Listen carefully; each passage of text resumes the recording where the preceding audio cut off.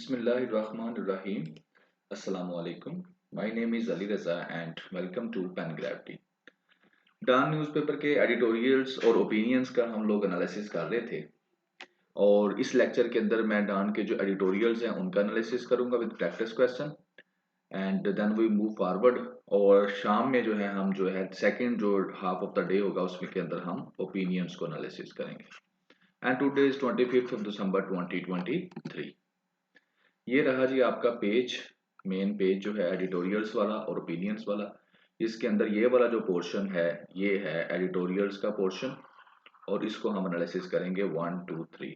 ये वाला जो आपका पोर्शन है ये है आपका ओपिनियंस का और इसको इसके बाद जो नेक्स्ट लेक्चर अपलोड किया जाएगा उसके अंदर इसको डिस्कस किया जाएगा CSS और PMS के पर्सपेक्टिव में। ठीक हो गया। और ये हम डेली रूटीन में करते हैं, जो हमारे पुराने स्टूडेंट्स हैं उनको इस चीज़ का आइडिया है बिल्कुल। सो जी PDF लिंक जो है न्यूज़पेपर का और इस लेक्चर का वो डिस्क्रिप्शन के अंदर अवेलेबल होगा, वहां से आप इसको डाउनलोड कर सकते हैं। एंड व्हाट्सअप चैनल का लिंक भी है वहां पर, आप वहां से आप हमको ज्वाइन कर सकते हैं। इसकी चैप्टराइजेशन कर दी जाएगी, 3 चैप्टर इसके बना दिए जाएंगे इस लेक्चर्स के। Any question you can ask in comment section. ये स्लाइड जो है ये करंट इश्यूज की है, जो ग्लोबल इश्यूज हैं करंट रनिंग में है, ये उनकी स्लाइड है। अगर आपने ये नहीं पढ़ी, नए स्टूडेंट है, तो आप इसको एक दफा पॉज करें और पढ़ लें। जो प्रीवियस वन है उन्होंने पढ़ लिए होंगे। और अगर इनके बारे में आपको कोई एम्बिग्युइटी है तो प्रीवियस लेक्चर्स जो हैं वो आप सुने, इंशाल्लाह आपके सारे जो कंसेप्ट्स हैं regarding this with critical analysis वो सॉर्ट आउट हो जाएंगे।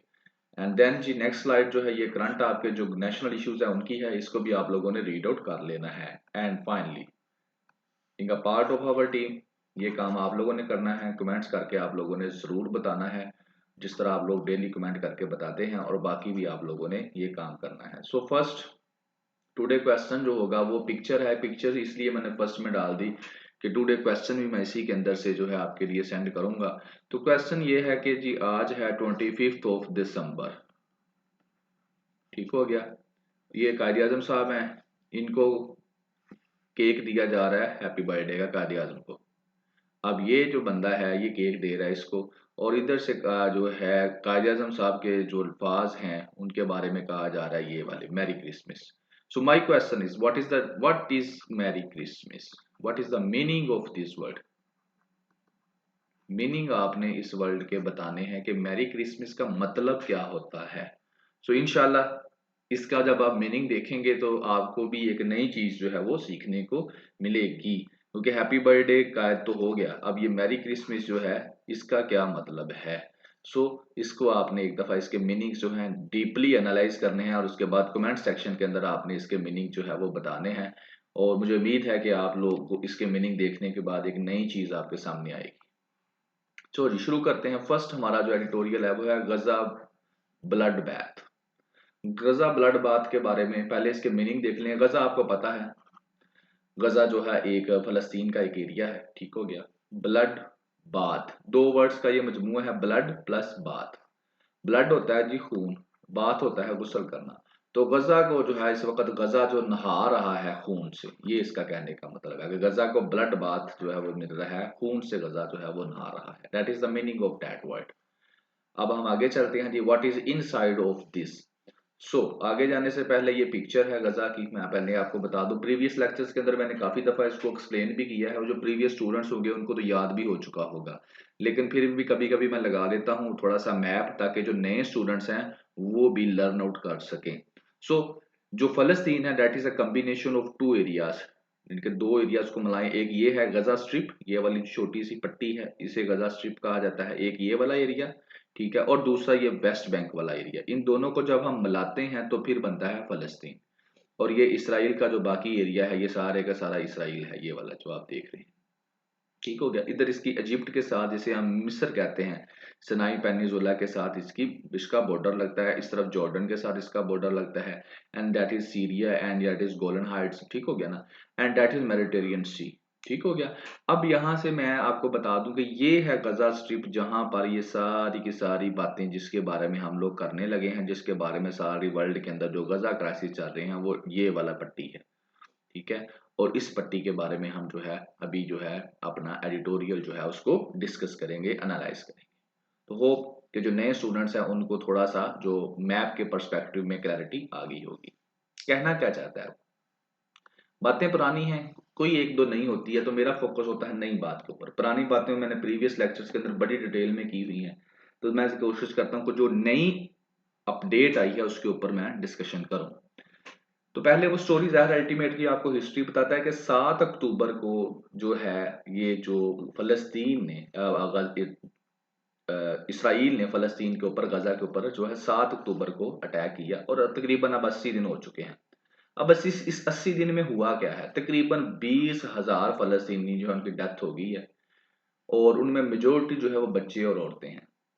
और इस 20,000 डेथ होने के बाद भी अभी दुनिया जो है वो खामोश है, कुछ भी नहीं हो रहा। जो लोग तो बोल रहे हैं लेकिन जो वर्ल्ड लीडर्स हैं दे आर साइलेंट। और यहाँ पर वो क्रिटिसाइज करता है ह्यूमन राइट्स के जो स्पीकर हैं कि वो कहाँ हैं, ठीक है। और इसके बारे में वो बात करता है कि 20,000 लोग जो हैं उनकी डेथ हो चुकी है और कितने ह्यूमन राइट्स के जो हैं ये बने हुए हैं मुख्तलिफ किस्म के ग्रुप्स, कोई नहीं बोला, वर्ल्ड नहीं बोली, साइलेंट है वर्ल्ड।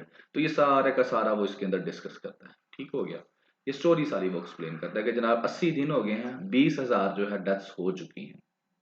आगे वो जो बात करता है लेटेस्ट, कहता है अभी क्या हुआ है, अभी यूनाइटेड नेशन सिक्योरिटी काउंसिल के अंदर एक रेजोल्यूशन पास हुआ है और वो क्या है कि delivery of humanitarian aid to Gaza, कि गजा वालों को डिलीवरी की जाए किस चीज की, ह्यूमैनिटेरियन एड की, खाने की, अद्वियात की, पानी की, इस तरह की चीजें जो कि इंसानी जरूरत की चीजें हैं वो उनको डिलीवर की जाए। तो ये जो है यूनाइटेड नेशन सिक्योरिटी काउंसिल के अंदर क्या हुआ है, एक रेजोल्यूशन पास हुआ है। अब एपिनी एडिटोरियल वाला कहता है कि ये जो रेजोल्यूशन पास हुआ है ये पॉइंटलेस है, इसका कोई फायदा ही नहीं है। क्यों कोई फायदा नहीं है? क्योंकि सीज फायर तो आप लोगों ने करवाई नहीं है। जब भी सीज फायर के बारे में यूनाइटेड नेशन सिक्योरिटी काउंसिल के अंदर रेजोल्यूशन पास भेजा जाता है तो यूएसए उसको वीटो कर देता है और यहाँ से हमें डबल स्टैंडर्ड जो है वो अपना यूएसए के नजर आते हैं। तो कहता है ये इस तरह के खाना भेजने से, अद्वियात भेजने से क्या फायदा है जब आपने सीज फायर ही नहीं करवाई। इधर आप उनको खाना दे रहे हैं, अद्वियात दे रहे हैं और दूसरी सहूलतें जिंदा रहने के लिए जो जरूरी हैं वो प्रोवाइड करने की कोशिश कर रहे हैं, दूसरी तरफ आप उनके ऊपर बम फेंकी जा रहे हैं। तो दैट इज पॉइंटलेस, देर इस रेजोल्यूशन का कोई फायदा नहीं है, ठीक है ना। अगर करवाना है तो सीज फायर करवाएं, बंद करवाएं, जंग बंदी करवाएं। और वो कौन, यूएसए जो है उसको वीटो कर देता है, उसको जंग बंदी होने ही नहीं देता। और ये रेजोल्यूशन भी जब पास हुआ है तब यूएसए और रशिया दोनों एब्सेंट थे, वो मौजूद ही नहीं थे उस वक्त। और इसके साथ साथ इसी चीज को लेकर वो कहता है कि गजा के अंदर यूनाइटेड नेशंस की जो वर्ल्ड फूड प्रोग्राम चल रहा है वो कहता है कि वहां पर कहर जैसी सिचुएशन बनी हुई है गजा के अंदर, फमाइन जैसी सिचुएशन, भूखे हैं लोग, भूख से मर रहे हैं। और ये भी एक और क्राइम है, वार क्राइम है। और साथ वो एक और चीज हाईलाइट करता है, कमेटी टू प्रोटेक्ट जर्नलिस्ट जो है वो कहती है तकरीबन 68 जर्नलिस्ट वहां पर मर चुके हैं गजा के अंदर, जिनमें से 61 फलस्तीनी हैं। अब ये सारी चीजें वो जो है अपनी जो डिबेट है उसके अंदर दो चीजों को डिस्कस करता है, एक यूनाइटेड नेशंस का जो रेजोल्यूशन पास हुआ है ह्यूमैनिटेरियन एड का उसको, और दूसरा जो जर्नलिस्ट की डेथ हुई है उसको। इन दो चीजों को वो एक्सप्लेन करता है जो नई है। ये बाकी जो वाली स्टोरी थी ये पुरानी थी।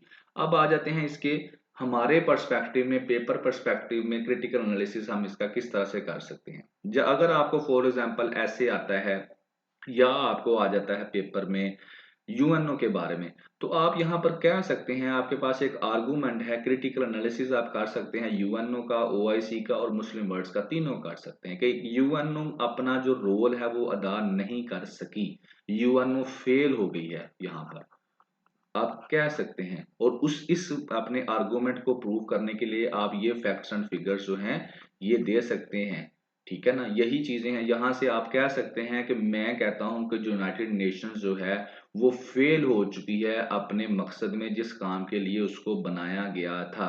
और इसका मकसद ये था कि दुनिया के अंदर अमन पैदा करे, सिक्योरिटी करे, पीस, ह्यूमन राइट्स की सिक्योरिटी करे। लेकिन ये अपने मकसद में फेल हो चुकी है। क्यों?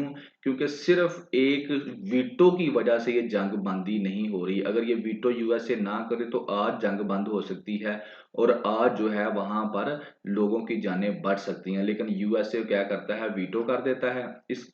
इसका मतलब है कि यूएनओ जो है वो सारी दुनिया को रिप्रेजेंट नहीं कर रही, सिर्फ इन वीटो वाले कंट्रीज को रिप्रेजेंट कर रही है, 5 को, जिसके अंदर एक यूएसए भी शामिल है।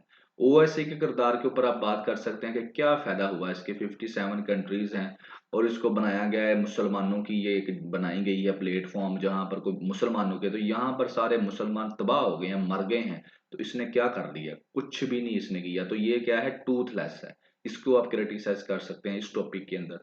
उसके बाद जो और माप के टॉपिक्स आते हैं, जैसे यूएसए की बात होती है, वेस्टर्न वर्ल्ड की बात होती है, यूरोपियन यूनियन की बात होती है, और सबसे बढ़कर जो ह्यूमन राइट्स के ग्रुप्स हैं, वर्ल्ड वाच हो गया, एमनेस्टी इंटरनेशनल हो गया, और दूसरे तीसरे जो बड़े अलंबरदार बने हुए हैं ह्यूमन राइट्स के। जब भी पाकिस्तान के अंदर जो है किसी कोई राइट्स की वायलेशन होती है, छोटी मोटी वुमेन की राइट्स की वायलेशन होती है, मैं ये नहीं कहता वो सही है, बिल्कुल गलत है, नहीं होनी चाहिए कि सारे हम मुसलमान हैं, सारे हम इंसान हैं, किसी की वायलेशन नहीं होनी, राइट्स की होनी चाहिए। लेकिन जब यहाँ पर हमारे एरियाज के अंदर, हमारे मुल्कों के अंदर किसी वुमेन राइट्स की वायलेशन हो जाती है, किसी माइनॉरिटी राइट की वायलेशन हो जाती है, तो पूरी दुनिया के अंदर क्या हो जाता है, एक बड़ी बड़ी बातें होनी शुरू हो जाती हैं। ये ग्रुप्स जो हैं ये मुख्तलिफ किस्म की रिपोर्टें निकालनी शुरू कर देते हैं, डिस्कशंस करनी शुरू कर देते हैं। मलाला यूसुफजई आ जाती है प्लेटफॉर्म के ऊपर, वो आके बातें करनी शुरू कर देती। अब कहाँ हैं ये सारे? Where they are no. अब 20,000 बच्चा इनके सामने, 20,000 बंदा मरा है, जिनमें मेजोरिटी ऑफ चिल्ड्रन और वुमेन्स हैं। क्या कसूर है? सिविलियंस हैं, इनोसेंट हैं। लेकिन क्योंकि इनको इसराइल मार रहा है और इसराइल को यूएसए की सपोर्ट है, लिहाजा ये सारे के सारे जो बड़े बड़े अलंबरदार हैं ह्यूमन राइट्स के, ये सारे के सारे क्या हैं? खामोश हैं, कोई भी बात नहीं कर रहा। क्यों नहीं कर रहा? क्योंकि चौधरी साहब मार रहे हैं। So that is the critical analysis. आप इस एप्लीकेशन, इस गजा के इंसिडेंट के जो जो भी फैक्ट्स एंड फिगर्स हैं, उनको, इन सारे के सारी चीजों के ऊपर क्रिटिकल एनालिसिस करने के लिए, अपने आर्गुमेंट को सपोर्ट करने के लिए सारे का सारा डाटा आप यूज कर सकते हैं। So that is the paper perspective. No जी, आगे चलता हूं मैं। आगे है आपका दूसरा जो है opinion, editorial. Fortress Europe. Fortress Europe, पहले इसका आप लोग मतलब देख लें, that is what is the meaning of fortress. And Europe आपको पता है कॉन्टिनेंट है, ठीक है ना, ये इसके बारे में मुझे बताने की जरूरत नहीं है, ठीक है ना। यूरोप एक कॉन्टिनेंट है। और फोर्ट्रेस किसे कहते हैं? जैसे लाहौर फोर्ट्रेस है। फोर्ट्रेस बेसिकली अगर आप पिक्चर से देख लें तो ये किले को कहते हैं। ये सादा आपके सामने किला नजर आ रहा है। पुराने वक्तों में जो है, यानी कि प्रीवियस हिस्ट्री के अंदर ये किले बनाए जाते थे मुख्तलिफ किस्म के। फोर्सेस जो है, आर्मी जो है इसके अंदर रहती थी, बादशाह इसके अंदर रहता था। लाहौर के अपने शहर के इर्द गिर्द जो है एक बड़ी बड़ी दीवार करके इस तरह से क्या कर लिया जाता था, किला बना लिया जाता था अपने आप को महफूज करने के लिए। तो ये फोर्ट्रेस यूरोप से मुराद भी उसका यही है। तो फोर्ट्रेस आप कह सकते हैं किला। अगर आप इसका देना चाहें, सिनोनियम्स देने चाहें, तो कास्टल हो जाता है, फोर्ट हो जाता है, ठीक है। तो ये होता है फोर्ट्रेस, ठीक है। किला बेसिकली ये जो मैंने आपको दिखा दिया।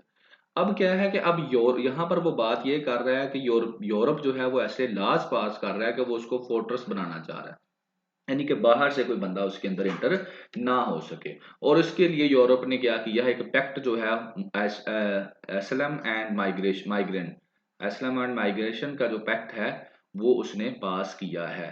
तो इसके ऊपर जो है हमारी जो है वो डिबेट रहेगी, ठीक है, ये वाले पैक्ट के ऊपर कि क्या पैक्ट उसने पास किया है और किस तरह से वो यूरोप को फोर्ट्रेस बनाना चाह रहा है, किला बनाना चाह रहा है।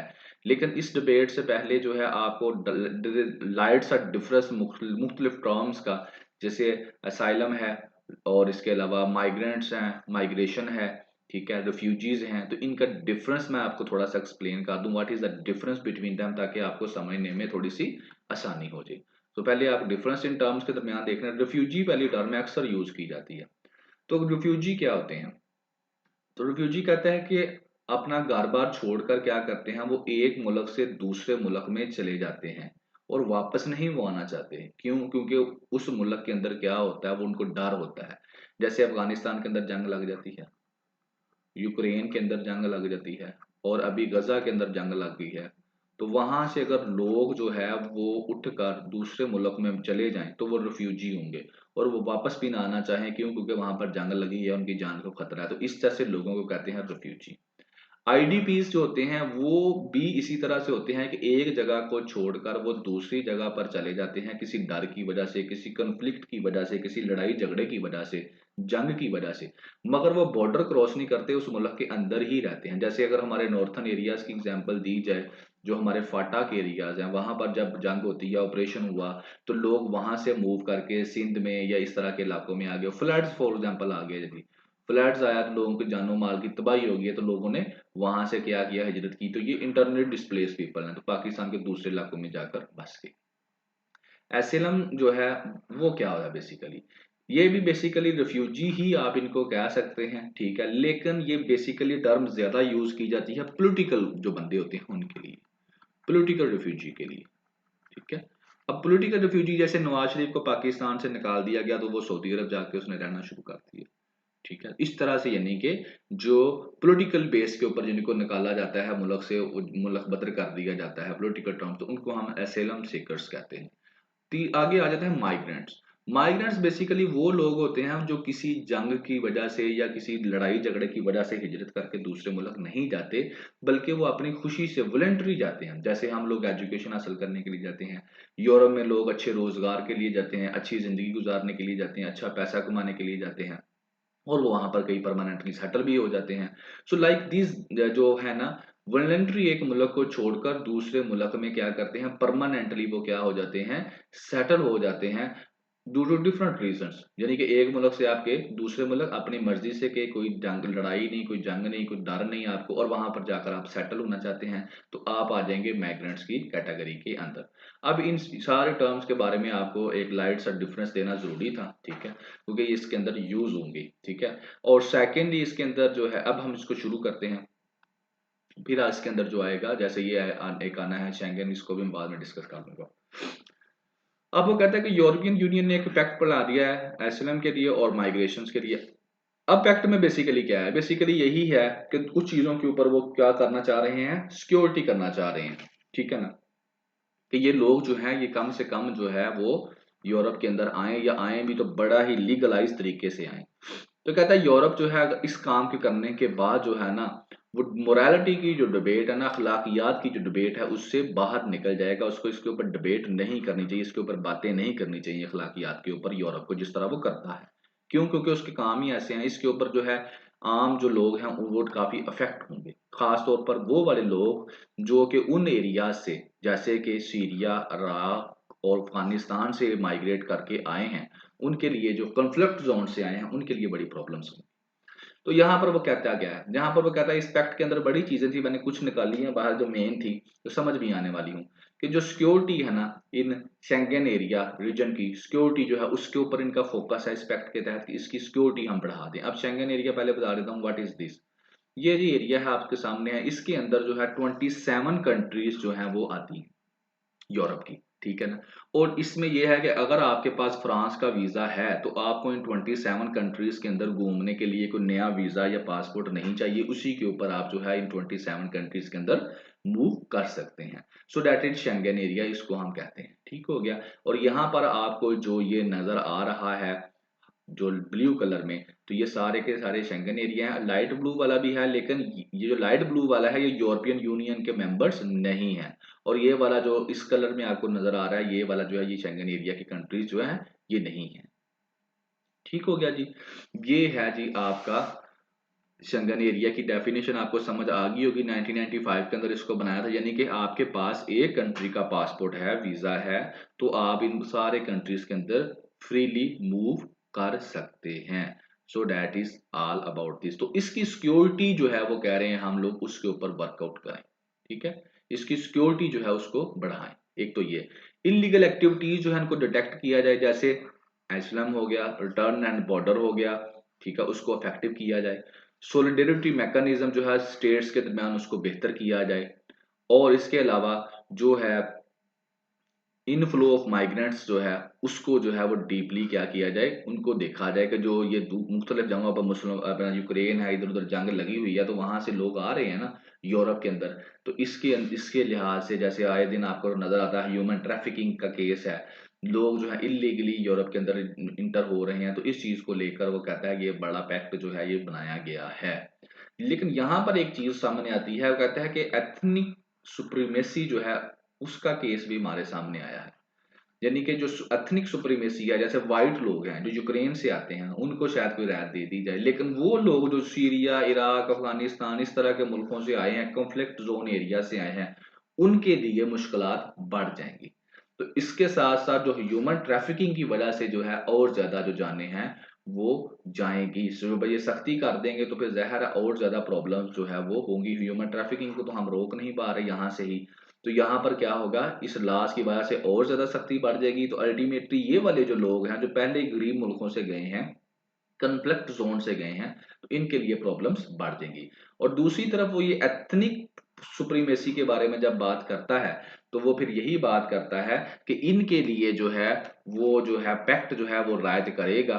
जो वाइट्स हैं, जो मतलब यूरोप के दूसरे कंट्रीज से आए हैं या वाइट कंट्रीज से आए हैं जहां पर सफेद रंगत है, तो उनके लिए क्या हो जाएगा, थोड़ी सी रायत भी मिलेगी, लेकिन इनके लिए प्रॉब्लम्स पैदा हो जाएंगी। जैसे कि ये एथनिक सुप्रीमेसी के हवाले से आप यूक्रेन की एग्जांपल ले सकते हैं यहाँ पर। अब पेपर पर्सपेक्टिव में ये अगर मैं इसको देखूं तो यहाँ से भी आपको नजर आ रहा है कि अब यूरोप जो है अपनी सिक्योरिटी को लेकर कितना वो जो है ना सीरियस है, कि वो उसको फोर्ट्रेस बनाना चाह रहा है, कोई बाहर से ना आए, किला बनाना चाह रहा है। यहाँ तक कि एसिलम वाले माइग्रेंट्स, रेफ्यूजी, हर एक चीज को चेक कर रहा है बड़ी तरह। और जब पाकिस्तान का भी यहाँ पे आप डिस्कशन करते हैं, रिपैट्रिएशन प्रोसेस जो शुरू किया पाकिस्तान ने अफगानियों को वापस भेजने के लिए, तो फिर इन्हीं लोगों ने, इन्हीं ऑर्गेनाइजेशंस ने, जो यूरोप की यहाँ ह्यूमन राइट्स ग्रुप्स हैं, इन्होंने पाकिस्तान को बड़ा क्रिटिसाइज किया कि वहां पर आप उनको वापस भेज रहे हैं अफगानिस्तान के अंदर, तो वहां पर हालात अच्छे नहीं है, लिहाजा आप ये काम ना करें। आप बड़ा पाकिस्तानी गवर्नमेंट को इन्होंने प्रेशराइज किया, हालांकि पाकिस्तानी गवर्नमेंट भी अपनी सिक्योरिटी को लेकर ये जो है डिसीजन ले रही थी। सो ये इस तरह से आप इसका क्रिटिकल एनालिसिस कर सकते हैं कि जब आप लोग पाकिस्तान या कोई दूसरे कंट्रीज को काम करते हैं इस तरह का अपनी सिक्योरिटी को लेके, अपनी इकोनॉमी को लेके, तो यही यूरोपियन कंट्रीज जो कि इस पूरी दुनिया के ठेकेदार बने हैं, दे क्रिटिसाइज यू। और अपनी जब बात आती है तो फिर ये क्या करते हैं, अपनी बेहतरी के लिए जिस तरह के मर्जी लाज के बना लेते हैं, तो तब ये है, तब ये कहते हैं ये ठीक है। तो ये these are the double standards of this globalised world, और ये आपको इससे नजर भी आ रहे होते हैं। नो जी, move toward your third editorial. Third editorial में क्या है, नवाज डायलेमा।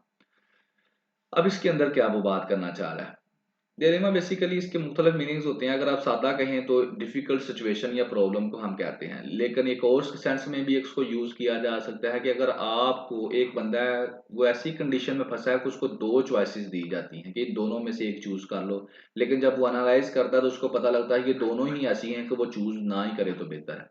यानी कि ऐसी दो कंडीशंस जो कि दोनों ही डिफिकल्ट हों, दोनों ही अप्रोप्रिएट ना हो उसके लिए, लेकिन उसको कहा जाए इन दोनों में से आप लोग एक चूज कर लें। ठीक है, डिफिकल्ट सिचुएशन आप सादा अल्फाज में इसको कह सकते हैं। इसके अंदर बेसिकली कुछ नहीं है ज्यादा, ये एक आपकी जो जो है इंटरनल डेमोक्रेसी का इशू है। इस काम में पाकिस्तान पार्टी आपको पता है अभी जगीर साहब ने बनाई है, तो उसके साथ अब पाकिस्तान मुस्लिम लीग नवाज जो है इलेक्शंस आने वाले हैं, सीट एडजस्टमेंट का इशू चल रहा है। 110 नेशनल और प्रोविंशियल जो कॉन्स्टिट्यूएंसीज हैं वहां पर क्या किया जा रहा है, वो कह रहे हैं हमारे साथ सीट एडजस्टमेंट कर लें, और यही नवाज शरीफ के लिए अब थोड़ी सी प्रॉब्लम बन रही है। और इसके साथ साथ जो विद इन फैमिली जो है वो, जैसे कि पार्टी का जो प्रेसिडेंट है शहबाज शरीफ है और चीफ ऑर्गेनाइजर मरियम नवाज है, अब इन दोनों के दरमियान विद इन फैमिली भी जो है इस चीज को लेकर कि टिकट किसको देना है, किस बंदे को देना है, किसको नहीं देना, इनके अंदर भी जो है थोड़ा सा डिफरेंसेस पैदा हो रहे हैं। और यही है कि जो इस अंदर भी पैदा हो रहे हैं और साथ साथ आईपीपीबी का भी इशू आ रहा है, तो ये दोनों चीजों को लेकर अब नवाज शरीफ साहब थोड़ी सी डिफिकल्ट सिचुएशन में फंसे हुए हैं, और वो ट्राई कर रहे हैं कि मैं इसको किस तरीके से बैलेंस कर दूं। और इसके साथ साथ जो है, जो anti establishment group with in party है, वो भी थोड़ा सा डिफिकल्टीज पैदा कर रहा है। तो he just try to explain about the Nawaz Sharif problems right no. तो यहाँ पर अगर हम पेपर पर्सपेक्टिव में देखें तो यहाँ पर यही है, आपकी डेमोक्रेसी है, रोल ऑफ इलेक्शन कमीशन है, और पॉलिटिकल इंजीनियरिंग पाकिस्तान है। यानी कि अब आपको बिल्कुल क्लैरिटी होगी कि पाकिस्तान में डेमोक्रेसी जो है वो किस तरह से, कौन सी डेमोक्रेसी चल रही है। जिन्होंने तो प्रीवियस लेक्चर सुने उनको तो बिल्कुल क्लैरिटी होगी।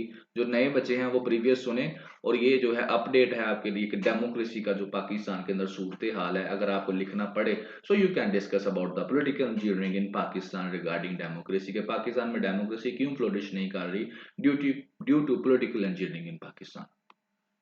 सो जी, ये था आपका टुडे एडिटोरियल्स का लेक्चर। ठीक हो गया। अब इसके बाद जो है मैं डिस्कस करूंगा नेक्स्ट जो आपका लेक्चर होगा उसके अंदर आपके ओपिनियंस। और कमेंट आपने ज़रूर करने हैं regarding this lecture as well as जो आपसे क्वेश्चन पूछा गया है उसके बारे में। सो जी, have a good day, thank you very much, अल्लाह हाफिज़।